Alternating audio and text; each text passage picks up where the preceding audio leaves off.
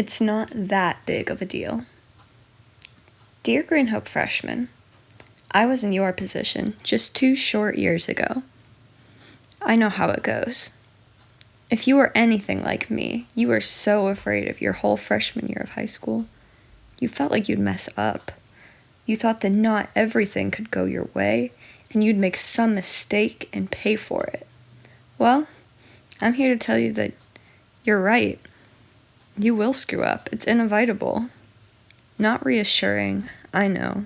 But here's another truth. Honestly, your blunders are not that big of a deal. You'll get over them, just like I did, and life will go on. Here's a great little story from one of my slip-ups from my freshman year. It was summer. Not only was it summer, but it was the best day of the season, the last day of final exams, and the last day of school. The energy buzzing through the school was tangible. Everybody was talking excitedly about their plans. The balmy, humid air trapped me and my friends in the moment as we headed to our last exam, Algebra 2. The classroom reflected the warm, sunny mood of the school. A window in the front right side of the mostly empty white room offered a tantalizing glimpse of what was to come, natural light streaming into the classroom. Our teacher, Mrs. Hain, did not even bother to flick on the artificial one. This final 3-hour exam was it. 3 hours, and we were out. My friends and I took our places, my best friend sliding into the chair behind me. "Good luck," Mrs. Hain said.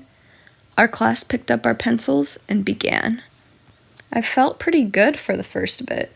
I carefully solved each problem, checking my work over, never taking my mind off the task at hand and getting things done at a good pace. Or so I'd like to think. In actuality, I was being careful on the problems, but I was spending just as much time getting distracted by the warmth from the window and my big plans over the summer. How long the test would be didn't even cross my mind, at least until it was too late. "Okay, class, 15 minutes left," Mrs. Hain's voice rang out, jarring after the peaceful silence we'd been in for 2 hours and 45 minutes.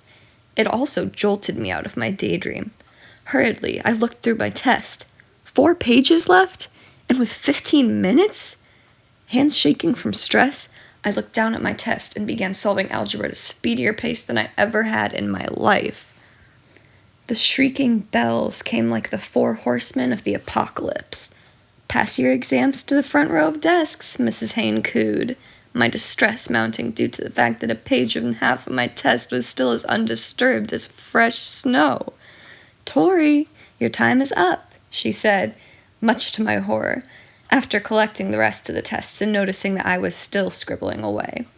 Red as a tomato, I handed in my unfinished test, and much of my great mood with it.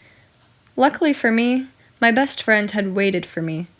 I stood up, shoved my calculator and pencil in my book bag, and we walked out of that room, the sun laughing behind my back.